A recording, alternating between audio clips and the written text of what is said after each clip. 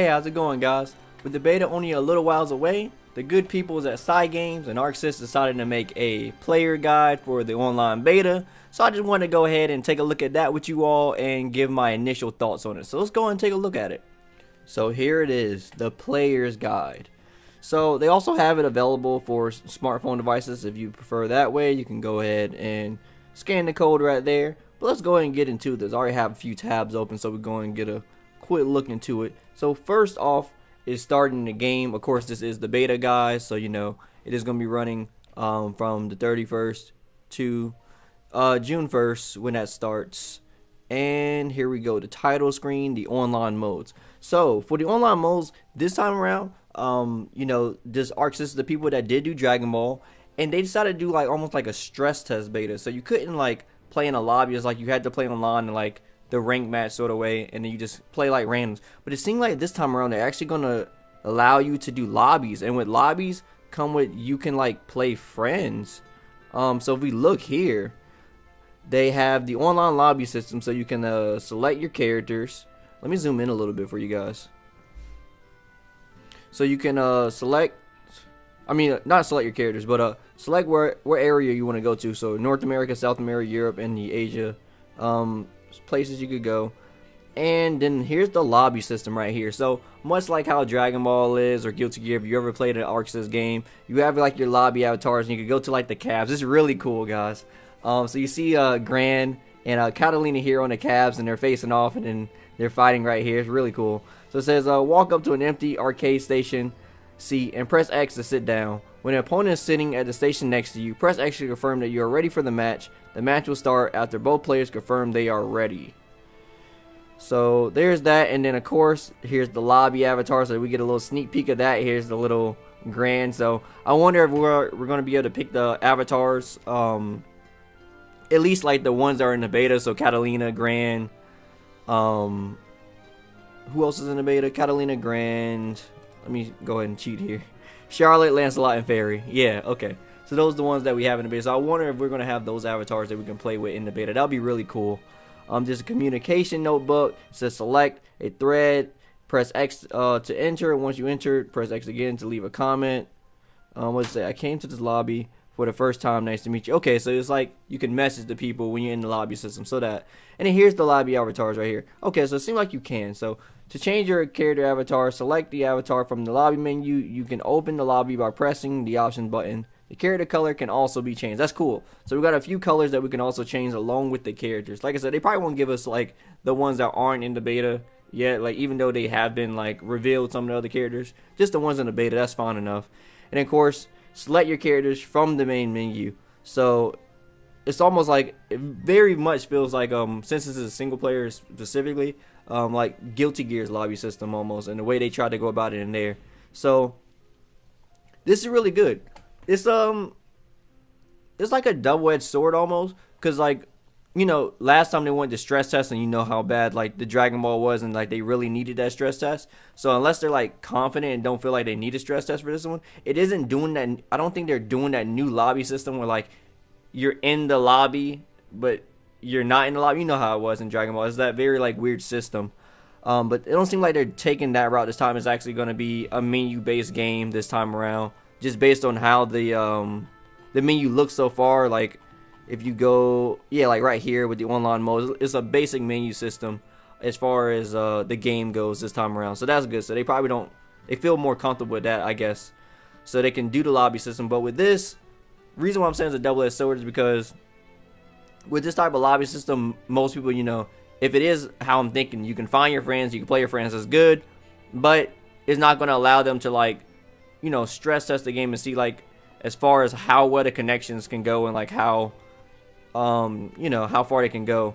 Cause like if you like set to your friends, and like you probably play your friends like only on the East Coast or only on the West Coast, you'll never know if like, you know, if the connection is good from West to East Coast. We'll never know that until like the game comes out.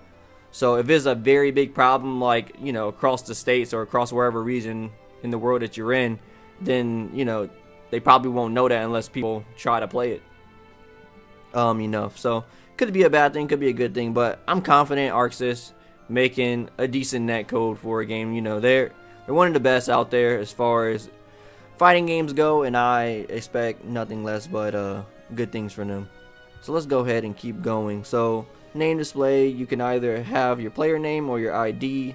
Okay, so I think it's going to be like Dragon Ball, where you can actually make like a player ID type of thing, or you can have your actual name. Now it does says online lobbies will be unavailable during server maintenance. When lobbies are unavailable, either versus CPU or casual match mode can be played instead. Ooh, that's cool. So I wonder when it says during certain, because I know like the game is going to be live the whole time, right, guys? It's only going to be live like a certain amount of hours, and it goes into maintenance. So then you can play inside these casual matches.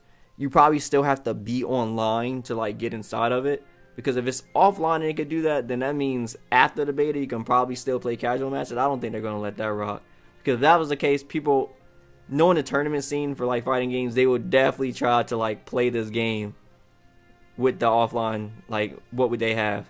I know they did that with when Guilty Gear gave their beta. They had like just training room and versus mode, and people were running tournaments with that.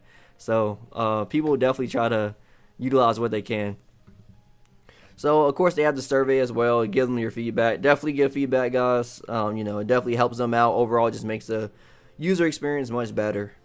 What else we have here? Of course, yeah, the match rules and how everything works. The win counter, the skill icons. We went over this last time when we were analyzing the Daigo and Fudo match. So I'm not going to go over it again, but you can read this and get a little bit more familiar with everything on the screen, so you can know what's happening. So the match format, of course, when a player wins a round, they reduce their health to 0. The player to win 2 rounds in total wins the match. Standard stuff. 99-second clock. Okay. And of course, button layouts. This is for pad. Of course, if you play stick, it's probably gonna be a little bit different. Something we didn't talk about, because I actually see the button layout for the game now. I think the button layout for this game is going to be very similar to like a BlazBlue or Guilty Gear one, where you got your light, medium, heavy at the top, and then you have like your special button, or what's it called, your unique action button on the bottom. That'll be like your drive button if you ever played BlazBlue, something like that. So that's the route I'm going to be going, at least. So like the standard light, medium, heavy at the top, and then like the unique button at the bottom for the X. And of course the other mechanics in the game, the crossover and the evade, they do have a roll system. That's it right there. We're going over the skills a little bit more and some more skybound arts. The super skybound arts, like I said, we already went over this, guys, inside of the analyzation of the Fudo and Daigo match. So not going to go over it again, just touching over it real quick. Technical commands, instead of using R1 as a shortcut, button inputs for activation skills, skybound, yeah, that's the you can use the R1 button instead, which is a shortcut, or you can actually input them manually. That's what we were saying before. But yeah, like I said, this is the batter interface and all that, and how the matches play out. So you can read that. This is the big part that they haven't showed off before. This is every character beta, every character in the beta moves. So they have grand moves here, his unique actions, which is a chargeable attack, and he has some cancels, his skills, and you can see like the R1 inputs. So these are the simpler inputs, and then the manual inputs right here. Of course, remember, the manual inputs are going to make those skills come back quicker for you guys, so it is some practical use in that. It is a good thing to be able to do the manuals. So if you want to be more, you know, efficient in your gameplay, definitely try to learn the manuals if you can. And Catalina skills, she also has a chargeable, and it says she has a front step and back step during light wall. I wonder what light wall is. It's not in her skill list, so we're going to see what that. Oh, it's right here. The light wall is right here. So she can charge this, but she can like cancel it. That's pretty cool. He has a cancel too. From that, okay, so that seems something pretty standard. Her unique action is right here. So unique action, of course, is the X button, and they all got different things they could do from it. Hers is that she doesn't have anything else from it. Seems like the standard amount of skills seems like 4. Oh, let's see, 3. Well, he has 3. He has a follow up, so I guess you count that as 4. She has 3. This is 3. Wow, this is a lot of extra stuff though. After auto event, okay. So she has, I think this was a counter for her. And then you can choose what you want to press afterwards. So she got a lot of commands she could do off that. Pretty sure Lancelot got some cool stuff. Let's see, 3, and then off the cross up, he got a bunch of different stuff right here. Let's see. Backs, what is that? Back square, triangle, circle. Square, triangle version can be activated consecutively up to twice. Circle version up to 4 times. So I'm guessing the circle versions are going to be like the enhanced versions of your moves. So I'm guessing there's like a light, medium, well, I guess like basically like a light, medium, heavy. Light and medium, you know, standard stuff, and then the circle is basically the EX version, which is the heavy version of your special moves that you're going to be doing. And let's see, there's Lancelot and then Fairy, yeah, 1, 2, 3, 4. So she got 4 as well, but then she has some other inputs you can do off of this move right here. She got some cool things right here too. So let's see, the ball, and she can do it in the air, and while mid-air she has an up X as well. So that's some cool unique. Oh wow, I didn't even look at Lancelot's. He has a lot of stuff with his unique attack. So yeah, every character is a little bit different. Like I said, some characters are a little bit more straightforward, like Gran and Catalina with their mid-range. Charlotte's supposed to be, of course, the what was it? The speed powerhouse. Lancelot is like the speed mix-up, and then Fairy is supposed to be like the ranger type for you guys.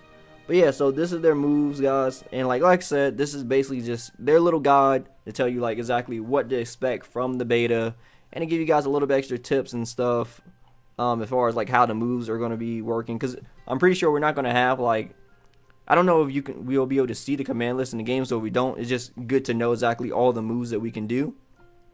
Or since there's not a training room exactly, you know, you can at least know exactly what the moves are, or like what characters can do before you go inside the matches against people. So you can like, you know, say like, oh, Lancelot has all these, so you can just try them out inside of the matches and start, you know, building a game plan around the moves that he has and stuff like that.